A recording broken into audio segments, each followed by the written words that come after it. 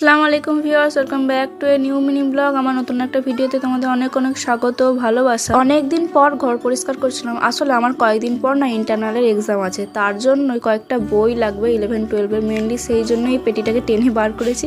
আর খুলে দেখি বইগুলোর এই অবস্থা। তখনই এই প্র্যাকটিক্যাল খাতাটা আমার হাতে এসে পড়ে। এই প্র্যাকটিক্যাল খাতাটা হচ্ছে আমি যখন ক্লাস 12-এ পড়তাম তখন একটা নার্সিং কোর্স করেছিলাম। খুব অল্প দিনের কোর্সটা, কিন্তু আমি কমপ্লিট করেছিলাম পুরো। আমাদের এক্সাম হয়, আমি লেটার মার্কসও পেয়েছিলাম। তারপরে সেকেন্ড কোর্সের জন্যও আবার আমি নাম রেজিস্টার করেছিলাম, কিন্তু আমার পার্সোনাল কিছু কারণের জন্য আমি সেই সেকেন্ড কোর্সটা করতে পারি। আর ওই বইগুলোর মধ্যে থেকে কি পেয়েছি দেখো, এটা হচ্ছে আমাদের বাড়ির নাম্বার। আর এই মোটা মোটা গ্রামার বইগুলো আমি এখনো রেখে দিয়েছি। এখন বুঝতে পারছি পুরোনো যেসব বাংলা ইংলিশ যাই হোক সমস্ত বই পরে দরকার লাগে। আর জানো তো, অনেকদিন আগে না আমার মা একটা ট্রে কিনেছিল, ওইটা না একবারও ইউজ করতে পারিনি, জাস্ট কেনার পরেই হাত থেকে পড়ে ফেটে যায়। তাই ভাবছিলাম এটাকে কিভাবে রিইউজ করা যায়, দেখি কিছু একটা করবো এটা দিয়ে। তো চলো আজকের মতো ভিডিওটা এখানে শেষ করছি। আল্লাহ হাফেজ।